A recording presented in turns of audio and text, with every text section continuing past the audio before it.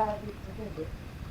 You should not take each other's money dishonestly, nor shall you bribe the officials in order to take other people's money sinfully and knowingly.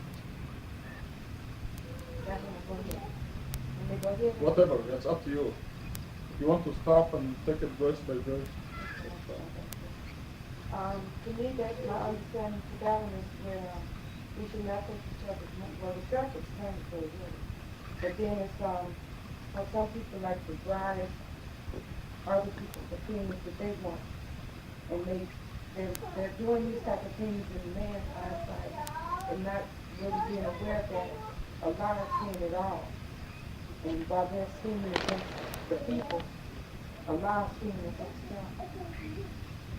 So Allah says, do not take each other's money dishonestly or any bribery. All that's prevented. Okay, let's put this in perspective. You said that God schemes. Okay, Yeah, you said God will scheme against you, right? I'm saying like, okay, like me and you, and like, say for instance, I say, Rashad, let me borrow $5 or something like that, and then I may take this $5 and go get me a pint of gin or something, or go pay the lottery or something like this. But then I might have told you that I needed something to eat or something like that. And so to me, that's being dishonest. And then also, it's, my understanding with this verse is like, if I was, say for instance, something happened to me and I went to jail and I needed to get out, and I will pay the officials. You know, like say because I stole something from somebody or hurt somebody, and then I would pay the officials to get out of jail or bribe them. I give you $50 or $100 if you let me out. Don't worry about those other people. And then they take it. And so I'm worried about these other people not hearing me and seeing me make this bribe with the judge or whomever, whereas God is looking directly at both of us. And we're both going to be in trouble. But most men, you know, people serious don't think like that. They think that they're trying to hide the man alone. And whereas God is looking at the thing unaware because of their thick veil or whatever that a lot of folks.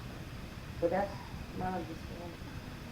Also, to put this in terms that happen to what I was saying is that when you said God schemes, you're very correct. In that you go to the market and you buy things, and then you go and give the what do you call the cashier? You give the cashier $5, and she thinks that you give her $20. So she gives you the change. You bought things for $2, and she gives you $18 back because she thought you gave her $20 when you really gave her $5.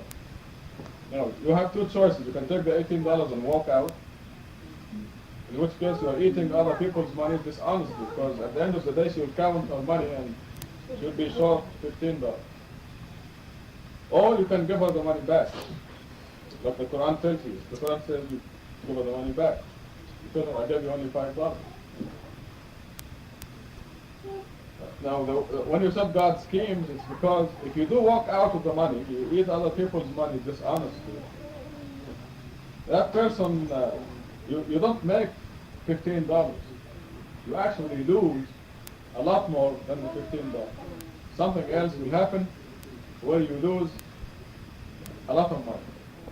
Like you may go home and on your way home you get a ticket. Right, for $70, speeding ticket. Or worse yet, you get in an accident or something. Because breaking God's law is very serious. You know, the seriousness here is not just taking $15. $15 is nothing. But the serious matter is really disobeying God. When he says, it's a commandment, you shall not take each other's money dishonestly. So in that case, you return the money because God says you return the money, regardless of how much it is. Yeah.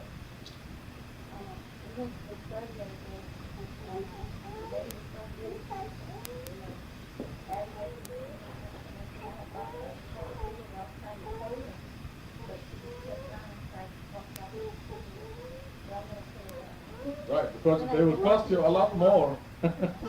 They cost you a lot more than the price of the cigarettes. But sometimes they charge more than the cost. So.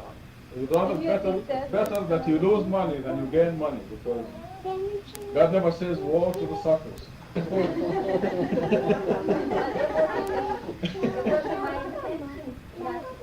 Yeah, you make sure that you're a victim rather than the aggressor. Because God makes it up to you. So the Muslim is aware that when this happens, the people usually look at you like, my God, there's some honest people around here. They don't realize that you return it because you're scared to death. Because it will actually cost you a lot more, because it is a lot smarter to give back the money. It's a lot smarter, a lot cheaper, and you make a lot more money than what you're going to make. Yes. Like they had on the news about someone finding $100,000 or something, and he turned around that. Right. Because they belong to somebody who worked very hard for them. Whatever. I know some will never return it. Oh yeah. Some people have a real struggle, that's I don't know time. Find it. These are the real tests. Yeah. Okay, people, back. No. Okay, far as the bribery is that the type of bribery? That what I meant? Well, bribery was, we had a national case of bribery on the TV Yeah. and the radio. The senator. The head of the teamsters union was found guilty of trying to bribe a senator, give him a few acres of land in Las Vegas, because they wanted the senator to oppose deregulation of the trucking industry, which means the drivers make a lot of money from you and me. So that this is why when you read it, it says, "Nor shall you bribe the officials in order to take other people's monies sinfully and knowingly." So what the Teamsters Union president wanted was to take the people's money sinfully and knowingly, because the deregulation of the trucking industry made the trucking business cheaper for us and less money for them. That's a bribe. Abscamming. Suppose that we are living in a society where bribe has become A way of life. the law. Bakshish. Yeah. Like in Egypt. If you don't bribe, you cannot get even your own right. Yes. Is it haram to Yes. bribe in that case? Yes. Even though if Yes. you actually bribe, You shall not bribe. That's the commandment. What the bribe does, you want a visa, for example, to leave the country, and you can get it if you bribe. But suppose staying in the country means they will kill you unjustly. Now then Mahmoud makes it very difficult. Yeah.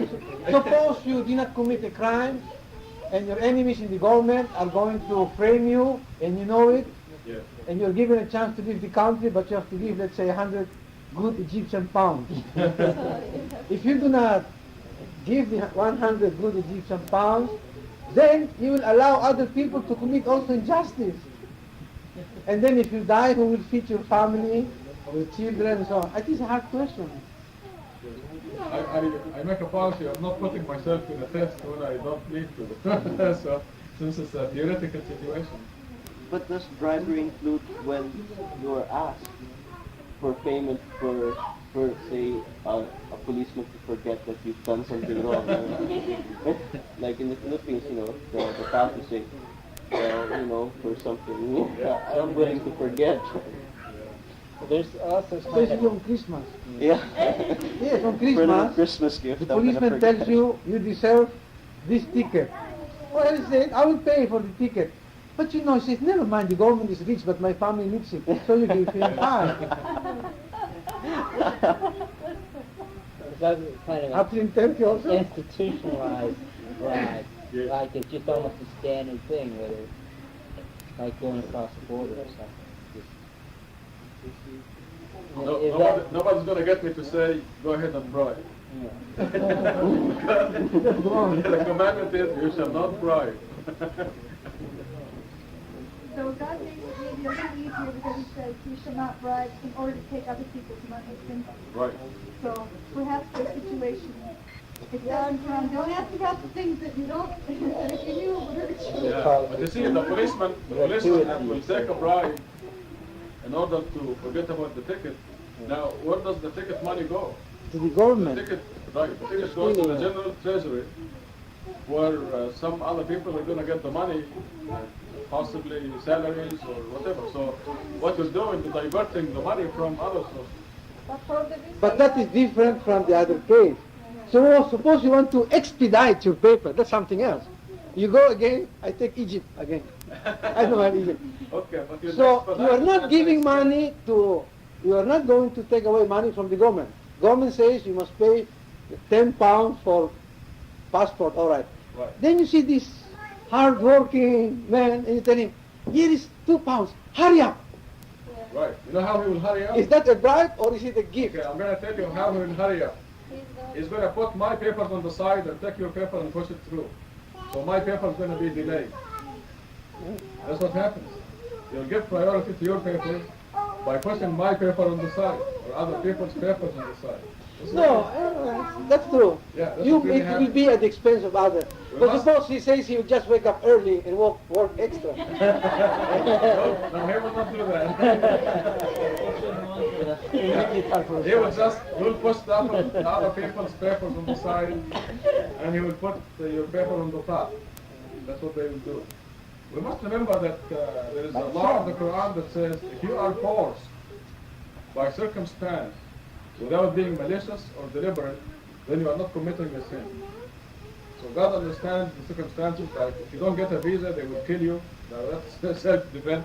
You bribe, you do anything. You are forced. You are forced by circumstance, and you are not being malicious or deliberate, and certainly you're not eating other people's money dishonestly. So God understands it's a matter of common sense. Islam is absolutely common sense. Alhamdulillah. Do you have a question, Loretta?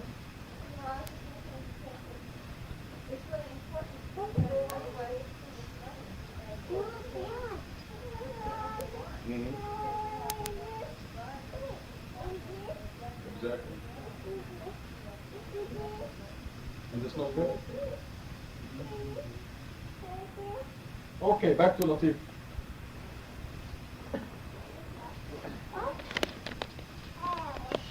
Do not beat around the bush. They ask you about the phases of the moon. Say, they provide a timing device for the people and determine the time of God's presence. It is not righteous to beat around the bush by asking such irrelevant questions, but the righteous thing is to be straightforward and to observe God, and you may succeed. That you may succeed. That's acceptable. But then, I think I seem to have one pretty hard time with that one myself. But straightforward. Okay, like how they saying that, you know, like somebody asked you about the moon, but then a lot of times you say, you know, they provide a timing device for the people. So that was, you know, that's boom, straight to the point. You know. Yeah, well, this really, they ask you, Muhammad, about the phases of the moon. So these people really came to him saying, you're not a prophet. So instead of saying, you're not a prophet, they said, what about the phases of the moon? Tell us about the phases of the moon. But that's not the real question. The question is, prove to us that you're a prophet of God. So they're beating around the bush. Okay, but, okay. So God is providing the answer Mhm. to Muhammad here in this verse, Right. and tell them that it is a timing device, and it will tell us when to fast the month which is the 9th month, and which is the 12th month, the time for Hajj. We were looking at the moon today, and you can tell this is the 2nd day of the month, a new lunar month. And you can tell by the fact that it rises early. Now it gets later and later, bigger and bigger, until to the full moon on the 14th day of the month. So you can tell it's a timing device. Okay, but you know what I'm saying is like, where I have a problem with, I'm not sure, to me, okay, what I'm sure of is that it's saying to me, now people be straightforward, do not be around the bush for anybody. That's what it's saying to me, and that's what I do. But then I have problems with that, because sometimes I'm too straightforward. So people tell me, and their feelings or whatever get hurt. That's very good. And Don't worry so, about it. you know, because the society say you should like maybe feel their feelings or whatever, and you kind of hold some of it. But I'm not like that. I'm being straightforward, because that's me. What comes up comes out. That's good. And it hurts people's feelings. And I don't mean to hurt nobody's feelings. It's just that I be straightforward. If, you know, boom, I don't like your hair. I don't like your hair. Or, you know, and I just say it. And before you know it, I said it, and this person is hurt. And then somebody come back and tell me, well, people, you should have said something else. You shouldn't have hurt their feelings and stuff, you know. And then that kind of looks back on me to maybe I ain't reading this right. So, Well, is you that see supposed that? to be? Well, first of all, you have to be straightforward. Now, the method- Any form of fashion, whatever. Right. Don't beat around the bush Okay. under any situation. But there are different ways of being straightforward. There's a diplomatic way.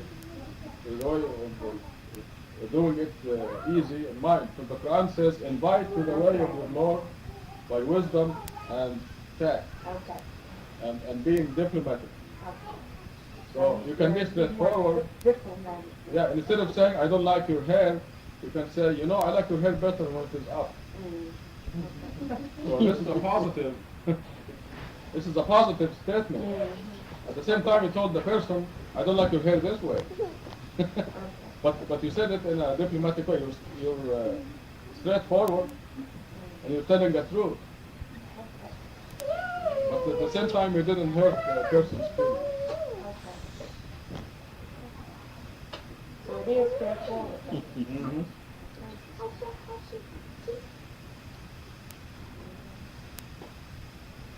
Rules of war. You shall fight in the cause of God against those who fight you. But do not aggress, for God does not love the aggressor. And self-explanatory. I think that was one of my first chapters. I went through last Sunday. Yes. You may kill them if they attack you, and evict them from whence they evicted you. Okay, Abdullah, she attacked you. For nothing, I saw the whole thing. The Sauda threw a pillow at Abdullah.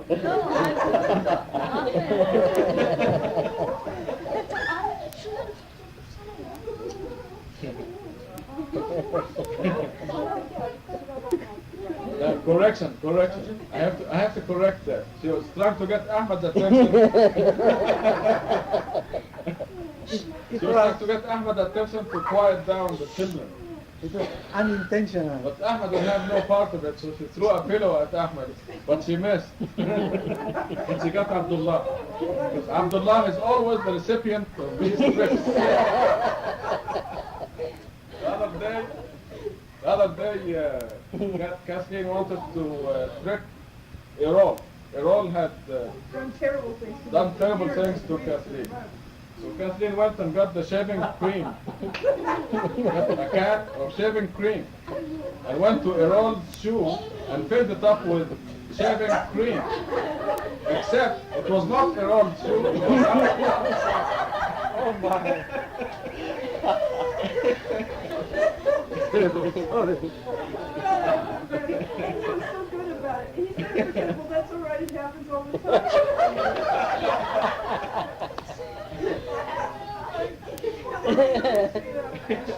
So God knows that Abdullah can take it. See, had Mas'ud have got Ahmad, he would have turned right around and threw the pillow aside. Found the bigger pillows. But Abdullah just put the pillow aside, smiled. Bless his heart. I think he carried the shoe to the next. What's the meaning of this? She had to explain that.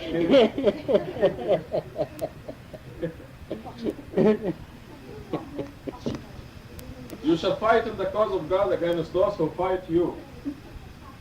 But do not aggress, for God does not love the aggressors.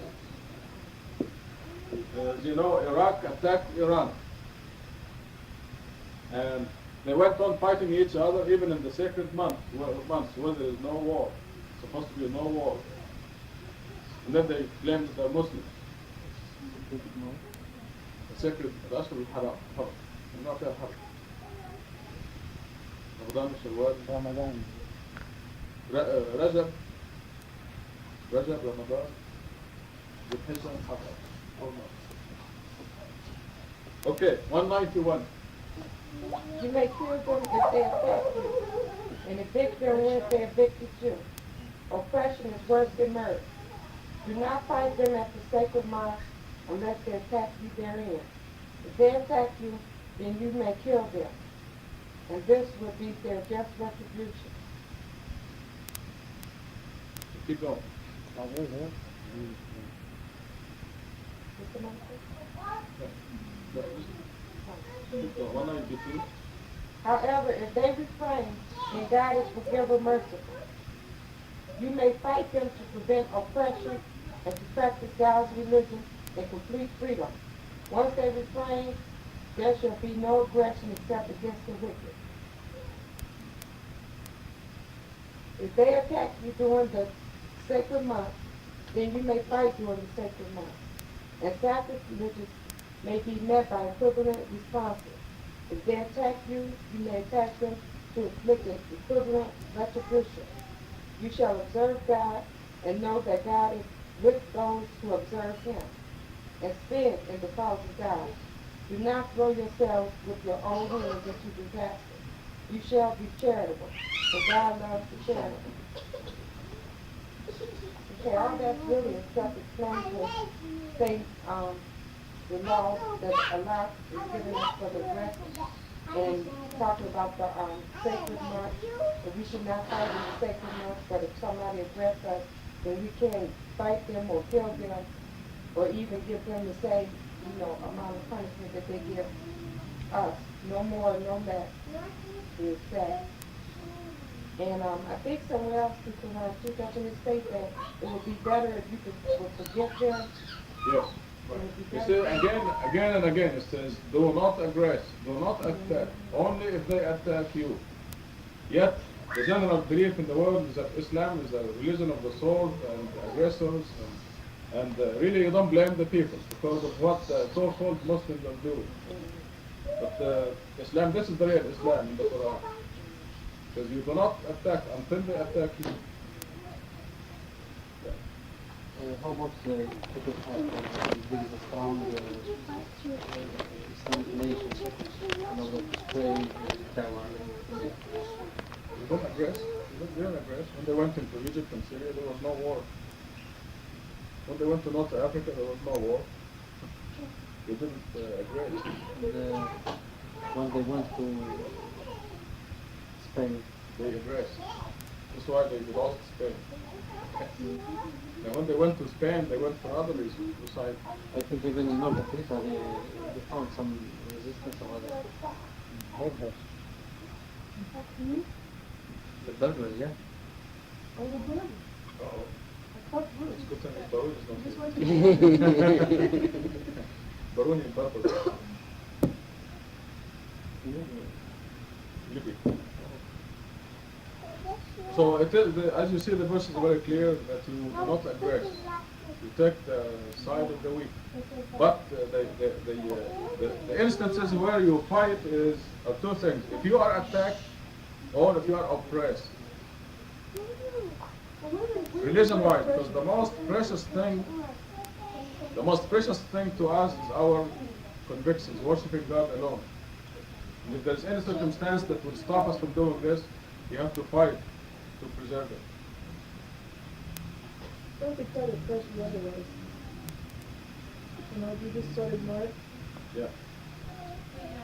Problem that you mentioned earlier, like the transient problem, that oppression, even here in the city, they had the same thing as well. They were even setting up tents, and there's something that the city council is doing this now, and the way it is now, the man has to break a law before he can really do better in the street.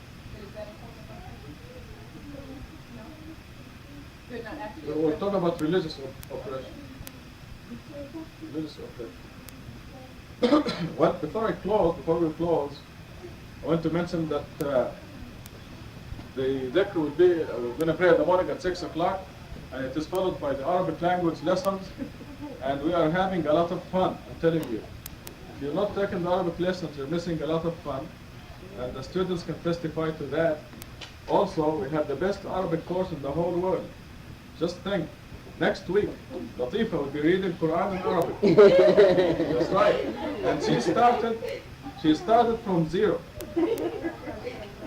This morning we're going to finish the alphabet in the cursive, the way it is written in Quran. So a week from today, I promise you, Latifa will be reading Quran in Arabic. And this is how good the Arabic course is. Inshallah. Don't worry, Latifa. Yeah, I must say inshallah. That's your heart. Yes. This is the Quranic injunction. You must say inshallah. So a week from today, inshallah, Latifa will be reading the Quran in Arabic, and you will witness How that. about the meaning? Are you going to teach this? Yes, we're gonna. Then we'll, I mean, this is why she's gonna read, but she'll not know the meaning of it. Yes, this is only 2 weeks. No, the meaning. Right. Of course. But when you read the word Quran in Arabic, you understand what it is talking about. So when you read words like Allah, there are already some words that you know. Okay, we're going to close, pray al-Isha, and then we'll go home and sleep and come back at 6 o'clock inshallah. Fatiha. Bismillahirrahmanirrahim. Alhamdulillahi Rabbil Alameen. Ar-Rahmanir-Rahim. Maliki Yawmiddin. إياك نعبد وإياك نستعين اهدنا الصراط المستقيم صراط الذين أنعمت عليهم غير المغضوب عليهم ولا الضالين. Who is Aaron? Aaron is in California. Who? Ah, he was from parent, his mother. Very good.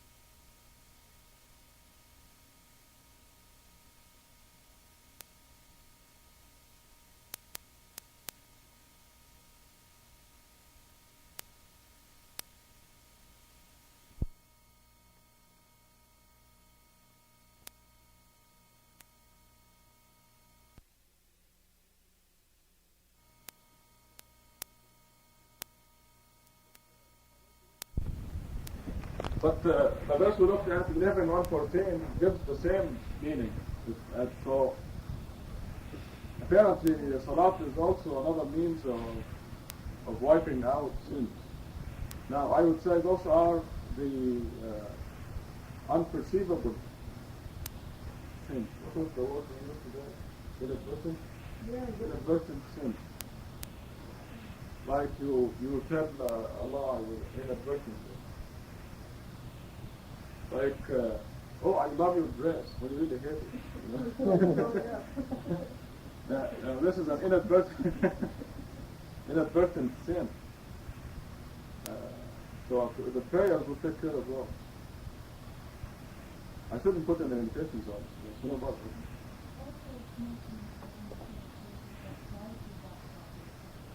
Oh, I'm sure any of the positive practices, you know, there's a reason for them.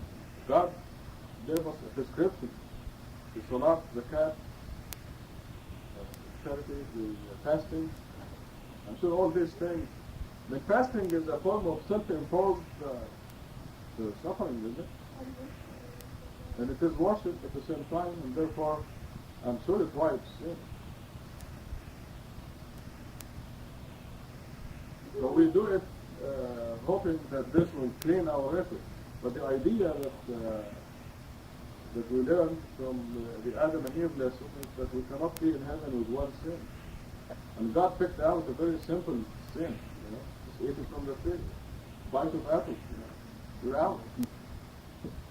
I mean, it's not really a bite of apple, but if we think of it this way, as is commonly believed, it's a very simple act of disobedience. And they're out.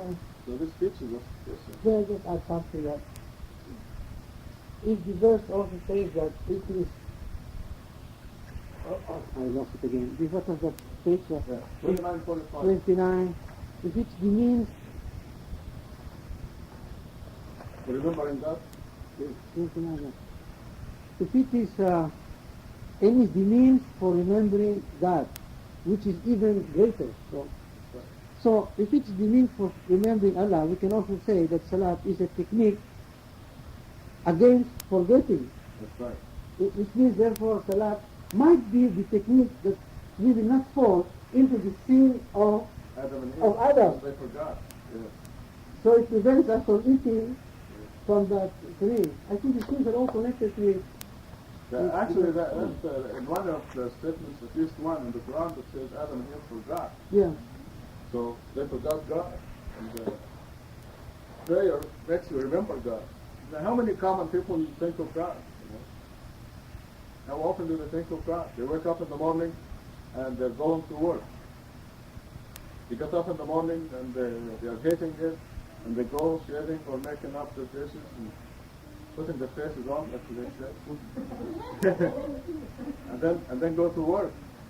They never think of God. And then at the end of the day, back home, preparing dinner. So most people don't think of God whatsoever. They forget. Which reminds me, a commandment in Surah 59, verse 18. 59, 18. Just look at it. Since you are on this subject.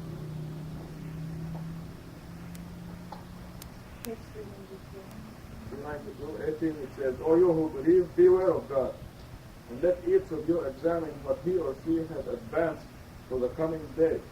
You shall observe God, for God is cognizant of everything you do. Do not be like those who forgot God, so he made them forget their own souls. These are the wicked. Not equal are those who have deserved him and those who have deserved heaven. Those who have deserved heaven are the winners.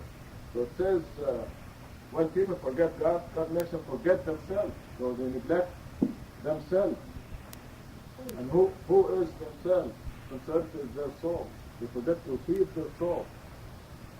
A lot of people are very careful in the morning to get a cup of tea or breakfast. So they're giving their body their cup of coffee or breakfast, and if they don't breakfast eaters, they never forget lunch. So they don't forget the body, which is not them. The body is a garment worn by them temporarily for a blink of an eye. This whole life is like a blink of an eye, even not that. Because in the real life, in the hereafter, we'll be talking in terms of millions of years. So what is 60 years or 100 years? The blink of an eye. Yet people put all the concentration on this blink of an eye.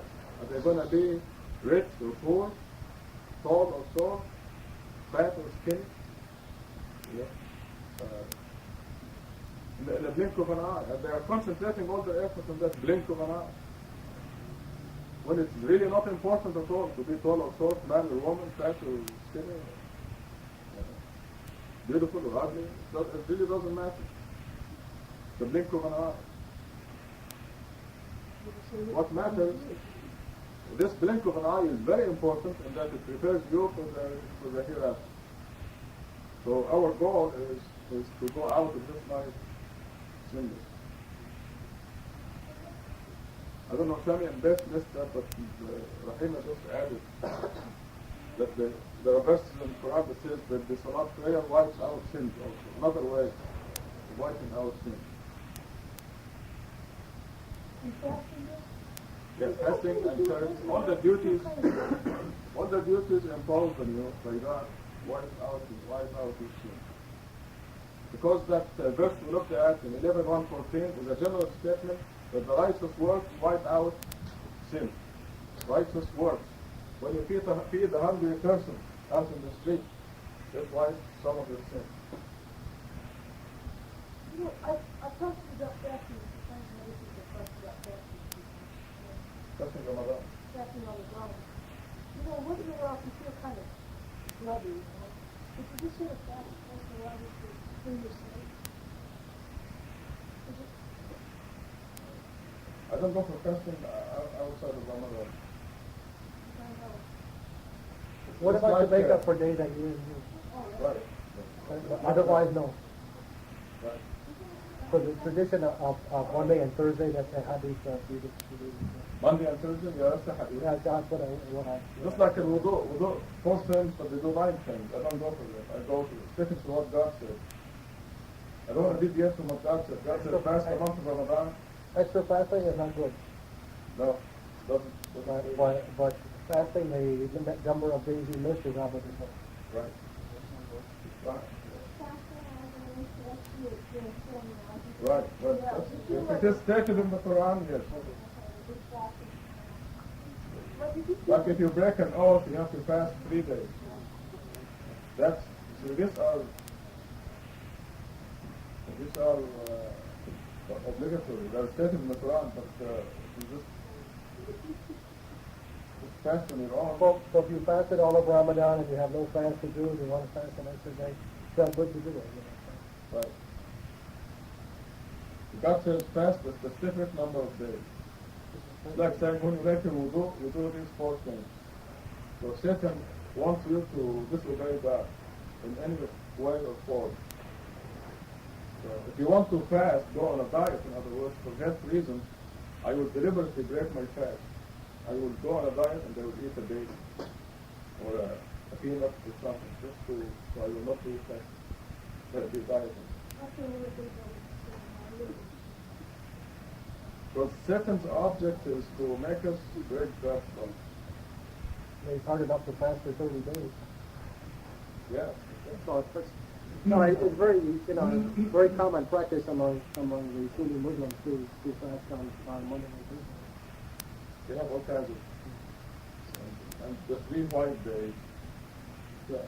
If fasting is righteous, then I don't understand. It's just like, well, God says in the Quran to do the 5 prayers, and I don't feel that if you did more than 5, you did extra prayers, you would be fine. I mean, you're not doing it just to. Yeah, you do it without limitation. Or, You do it without limitations. well, if you do it just because you feel like doing it, That's different. But the Quran says that. The Quran says you can pray extra prayers, but doesn't say fast extra fasting. That's what the difference is, and that as far as extra prayers are concerned, God says do them. So get up in the middle of the night and pray. But there are no limitations, no specific numbers. And you have to do it because you feel like it. and you are rewarded for that. So the Quran deals specifically with this and says, go ahead and do extra salat prayer. But it never says do extra fasting. Yeah, well, it says a specific number of days. Right. Well, as far as fasting, it says fast a specific number of days. To be more exact, actually says in your translation, on specified days. Exactly. Specified days. The The month. month of Ramadan, Ramadan. The moon, the new moon, meaning the month of Ramadan, and the new moon is the next month. Done.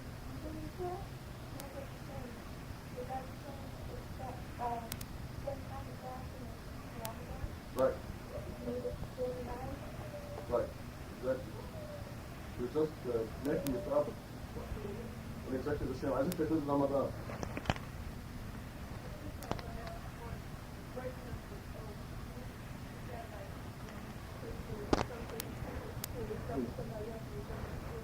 Right. So I'm going to quit smoking. I pledge to God, I'm going to quit smoking. Then you're drunk.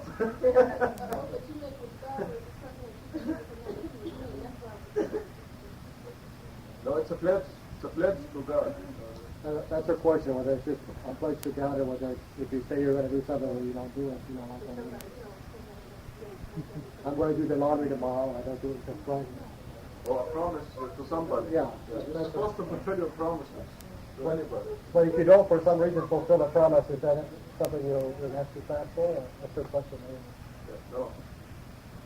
It's only when you say, God, I'm going to do something I wrong. pledge. If it is a pledge to God, then you have to fast 3 days or feed 10 people. You cannot fast. Yeah. Because God's merciful, symbolically, don't get like more credit for good deeds and you get taken away for a sin. Yes, Say like that's 10 right. to 1 or When you do a good deed, you're rewarded for 10. When you do a bad deed, it's recorded as 1 sin. That's just the numbers. Pardon? That's just the numbers you're given. No, the Quran says that. 10 to 1? Yeah. Really? Yep. And if you don't like, Yeah. See, God says you do one good work and I'll give you a reward for 10.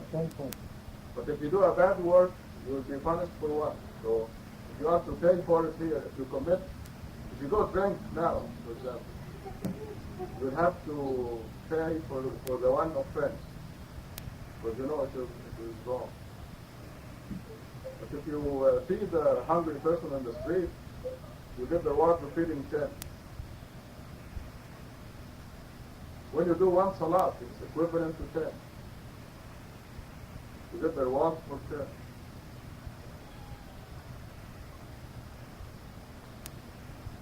So, the only unforgivable offense is idol worship. There had to be a catch though because it sounded so discouraging. Saying that you have to go through life without sinning. Yep. You know, but now that you get 10 to 1.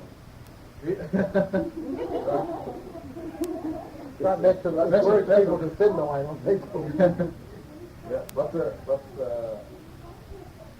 see, the people who are in idol worship, they do not have the advantages of forgiveness. The disbelievers and the idol worshippers do not have the advantages of forgiveness or repentance. So, like I mentioned this before, that this bumper sticker that says believers are not better, they are just forgiven. We can repent on idol worship, can't we? Oh yeah. You can repent from idol worship as long as you're alive. Now when I'm talking about idol worship, is a person who dies as an idol worshiper. Right. That person is hopeless. His sins are not forgiven. Yeah. I'm asking this question because I'm not sure if it's in the Quran or if it's a Hadith.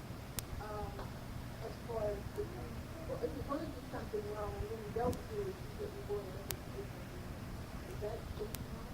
Like if you forget to do a bad deed and you decide not to do it, you change your mind and you get the reward.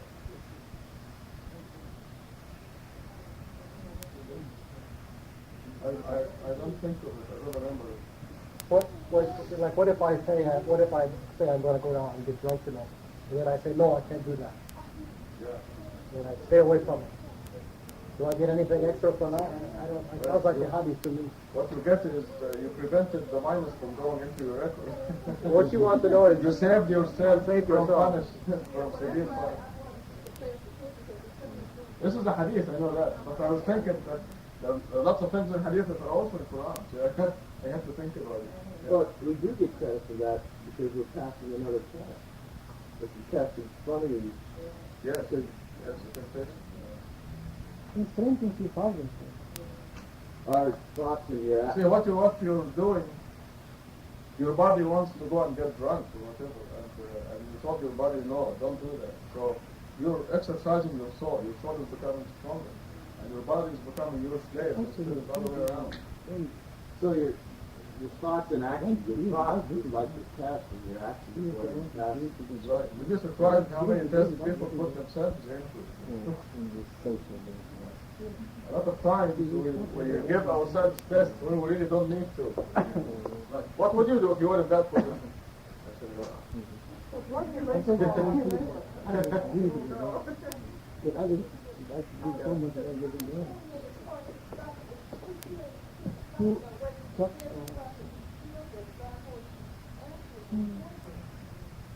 yes. Well, yeah, there are thoughts that are wrong.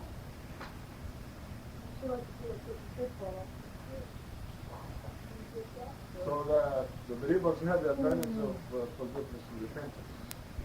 Yeah.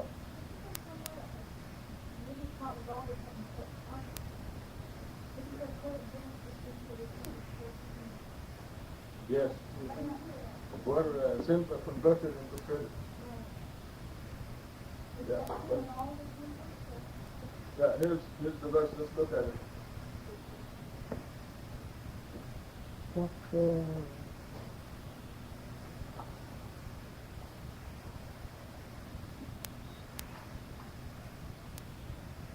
I have it right in front of me. Okay. 2570. 2570.